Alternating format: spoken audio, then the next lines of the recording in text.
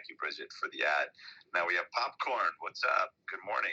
Good morning. This light little topic of forgiveness and how it will change your life. Well, I think today the best way to contribute is to actually be very vulnerable and actually talk about the two specific situations that seem to be pretty major in a lot of people's lives and how I dealt with it. So the first one I'm going to talk about is divorce. My first marriage was 6 years, and going through a divorce, especially when you're on the wrong side of what happened, and it is almost the unspeakable, unforgivable thing that can happen, to be able to go through that and forgive was, like you said, Tony, step four. I'll just go back to step four.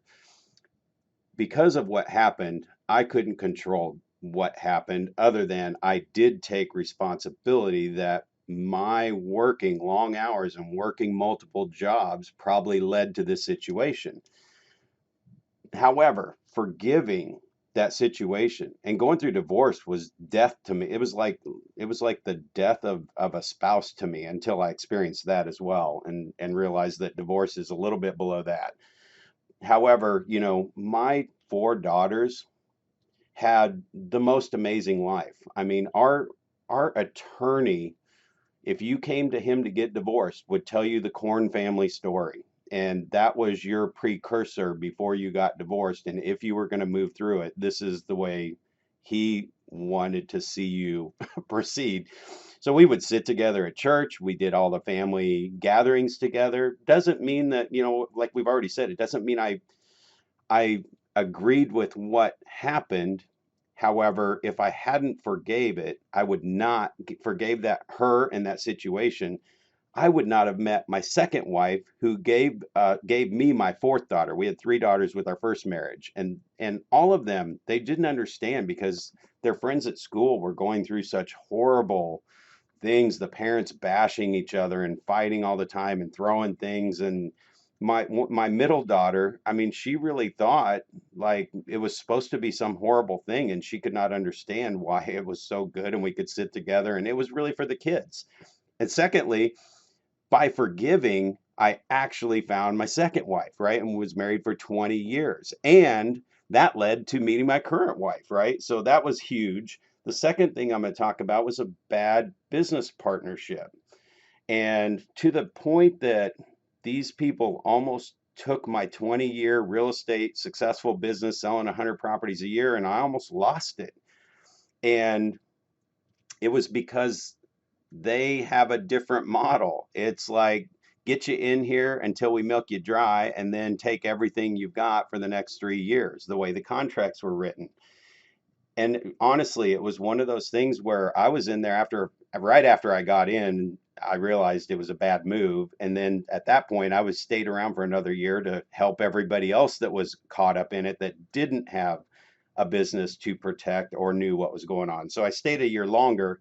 But the thing is that when I got out of that situation, it was, God forgive them, for they know not what they're doing. They were so far in their forest. I mean, they were Christian guys, and I don't think they see that what they're doing is really bad. So it doesn't make what they did right. However, I had to forgive them and take responsibility that it made me a stronger person, and it's led me to right where I am today in my business and writing a book with Michael Gerber and all that stuff. I mean, that happened before them. However, there's other things that came along with that. So whatever that is, if you can forgive, you can move on. So that's my share for today. I hope that brought some contribution to people listening. There's always contribution. There's always something to be learned from someone's story. Again, yesterday we were talking about storytelling and the power of stories. Yeah, it absolutely added value, and I love the fact that you stayed around to help other people that are maybe going through the same thing. And by the way, saying that, that just triggered a thought that I was going to say before and I didn't get to. We've all heard the term that hurt people, right? So if you don't forgive, inevitably you may be hurting someone else. And again, maybe you're just hurting them by the sheer fact that you're not showing up the way you could and the way you should. And sometimes you're hurting people because it's like a backlash. It's a response, right? You're reacting, not responding. So hurt people, right? You've got to forgive. And there's the other quote: you've got to forgive. You've got to forgive what cuts you, otherwise you're going to bleed on people that didn't hurt. Rather, you got to forgive what made you bleed, otherwise you're going to bleed all over people who didn't cut you or something. I may have just screwed that up a little bit, but just remember that healing process is so epically important, because just like hurt people, healed people heal people. So thanks for being one of those people, Coach Horn.